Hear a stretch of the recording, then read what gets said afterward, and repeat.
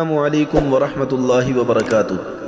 قال النبی صلی اللہ علیہ وسلم انا خاتم النبیین لا نبی بعدی او کما قال علیہ الصلاۃ والسلام۔ النصیحہ قرآن و سنت اکیڈمی کی طرف سے آن لائن ختم نبوت کورس کی 16ویں نشست ہے۔ محترم سامعین، گزشتہ نشستوں میں ہم نے اسود عنسی اور مسلمہ کذاب کے مختصر احوال اور پھر حضرات صحابہ کرام رضوان اللہ علیہم اجمعین کے ہاتھوں ان کی ہلاکت کا تذکرہ کیا تھا۔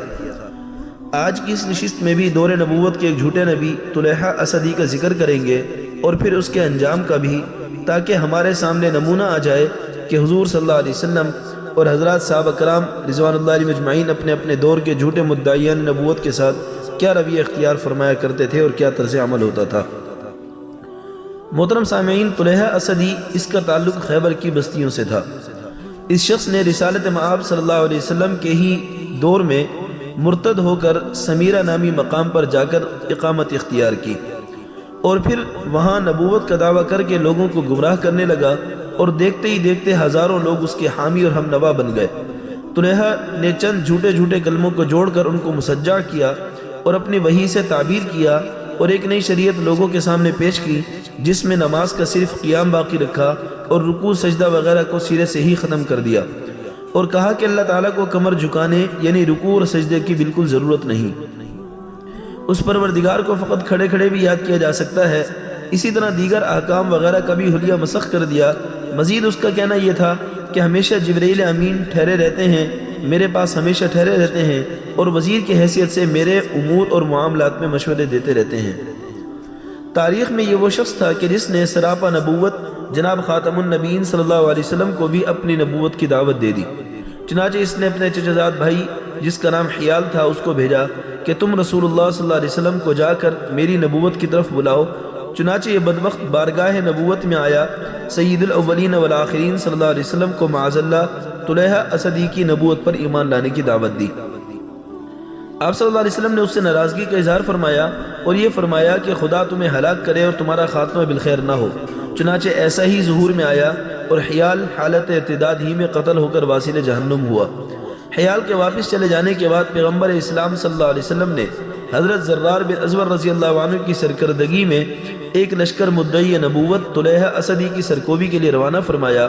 یہاں دل تو چاہتا ہے کہ حضرت زرار بن ازور رضی اللہ عنہ کا تعارف پیش کیا جائے اور ان کے عالی شان جنگی کارناموں کا بھی ذکر کیا جائے، لیکن طوالت کے خوف سے فی الحال مؤخر کیا جاتا ہے۔ انشاءاللہ عن قریب حضرات صحابہ کرام رضوان اللہ علیہ اجمعین کے تعارفی کورس میں ان کے احوال اور کارناموں پر مشتمل ایک کورس پیش کیا جائے گا۔ محترم سامعین، یہاں ذرا رک کر اس بات کو سوچیں کہ جھوٹے داعی نبوت کرنے والے، ان کا رسول اللہ صلی اللہ علیہ وسلم نے کیا علاج فرمایا؟ کیا ان کو معاف کر دیا؟ کیا نرمی سے کام لیا؟ یہ درگزر فرما دیا؟ نہیں، بلکہ اس کی سرکوبی کے لیے فوراً ایک لشکر روانہ فرمایا۔ اس میں مسلمانوں کے لیے ایک بہت بڑا سبق ہے۔ چنانچہ اسلامی لشکر روانہ ہوا اور واردات کے مقام پر جا کر خیمہ زن ہوا۔ دونوں طرف سے لشکروں کی صف بندی ہوئی، جنگ کا آغاز ہوا۔ توحید کے علم بردار لپکتے ہوئے شیروں کی طرح بڑھ بڑھ کر حملے کر رہے تھے، جو سامنے آیا اس کو گاجر مولی کی طرح کاٹ کر رکھ دیا۔ طلحہ کے لشکر نے جان پر کھیل کر مسلمانوں کے حملوں کو روکنے کی کوشش کی، مگر ناکام رہے اور سخت بدحواسی کے عالم میں بھاگ کھڑے ہوئے۔ لشکر اسلام کامیاب اور بامراد لوٹ آیا، مگر حضرت زرار بن ازور رضی اللہ عنہ ابھی مدینہ نہ پہنچے تھے کہ آپ صلی اللہ علیہ وسلم آفتاب و ہدایت اور روپوش ہو چکا تھا۔ فخر دو عالم صلی اللہ علیہ وسلم اس فانی دنیا سے پردہ فرما چکے تھے۔ تو نبی کریم صلی اللہ علیہ وسلم کی وفات کیا ہوئی کہ قبائل عرب میں ارتداد شروع ہو گیا۔ منافقین کو کھل کر اپنے نفاق کا اظہار کرنے کا موقع مل گیا۔ چنانچہ عرب کے 11 قبائل مرتد ہو گئے، جن میں ایک قبیلہ مزحج بھی تھا جو اسود عنسی کا قبیلہ تھا، وہ سرے سے بنو حنیفہ کا قبیلہ جو مسلمہ کذاب کا قبیلہ تھا وہ بھی، اور تیسرا بنو اسد جو طلحہ اسدی کا قبیلہ تھا وہ بھی۔ یہ تینوں قبائل مرتد ہو گئے۔ اس کے علاوہ 7 قبائل اور تھے جو اسلام کو چھوڑ کر مرتد ہو چکے تھے۔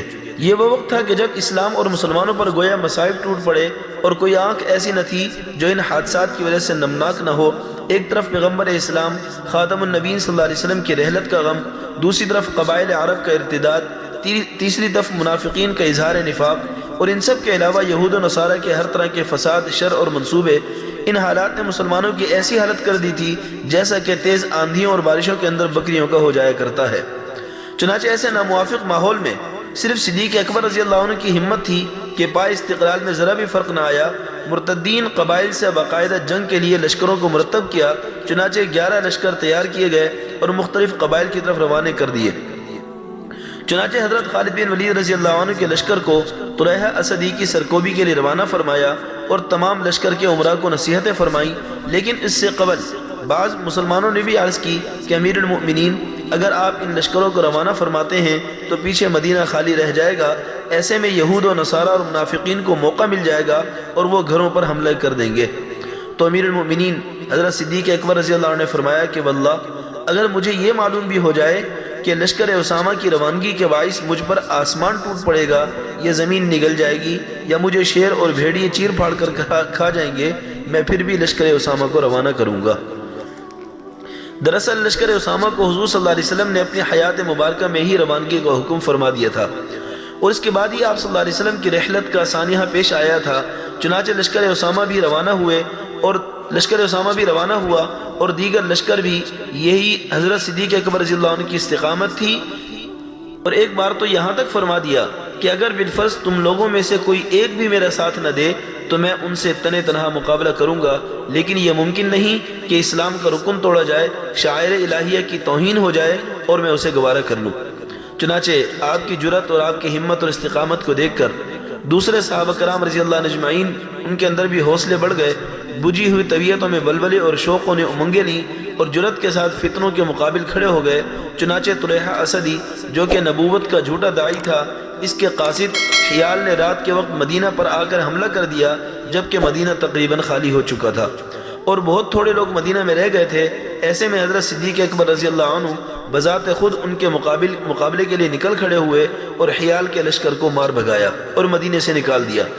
چنانچہ طلیحہ کے لوگوں نے اس شکست کا بدلہ لینے کے لیے اور انتقام کے جوش میں آ کر اپنے اپنے قبائل کے بہت سے مسلمانوں کو شہید کر دیا۔ حضرت صدیق اکبر رضی اللہ عنہ کو جب یہ خبر ملی تو آپ کو بہت رنج ہوا اور قسم کھائی کہ میں ان کا بدلہ ضرور لوں گا۔ چنانچہ ادھر حضرت اسامہ رضی اللہ عنہ کا لشکر واپس آ چکا تھا۔ آپ نے حضرت اسامہ رضی اللہ عنہ کو مدینہ میں اپنا نائب بنایا اور بنفس نفیس طلیحہ کی سرکوبی کے لیے اور دشمنوں کو مقابلہ کرنے کے لیے روانہ ہوئے۔ حضرت صدیق اکبر رضی اللہ عنہ دیگر مسلمانوں کی بہادری کے جوہر ایسے دکھائے کہ مرتدین ان کے درمیان ٹھہر نہ سکے، ان کے پاؤں اکھڑ گئے، گویا مرتدین کے حلقوں میں قیامت کھڑی ہو گئی۔ چنانچہ جب دیگر قبائل نے میدان جنگ سے فرار ہو کر جان بچائی تو امیر المؤمنین نے لشکر کے ساتھ مدینہ تشریف لائے کہ کہیں ایسا نہ ہو کہ مرتدین مل کر مدینہ کے اندر کوئی اور فتنہ کھڑا کر دیں۔ ادھر حضرت خالد بن ولید رضی اللہ عنہ نے فیصلہ کن جنگ شروع کر دی تھی۔ طلیحہ کے خلاف اور بہادری جان فشانی کے وہ جواہر دکھائے کہ دشمن کے دانت کھٹے کر دیے، دشمن کے پاؤں اکھڑ گئے اور وہ بھاگ کھڑے ہوئے۔ ان کے ساتھ ہی طلیحہ نے بھی اپنے آپ کو بچانے کے لیے شام کی طرف دوڑ لگائی اور وہاں جا کر اپنی جان بچائی، اور اس طریقے سے طلیحہ کی طاقت اور شوکت ٹوٹی تو اس کی قوت ختم ہوئی، اس کی جمعیت منتشر ہوئی۔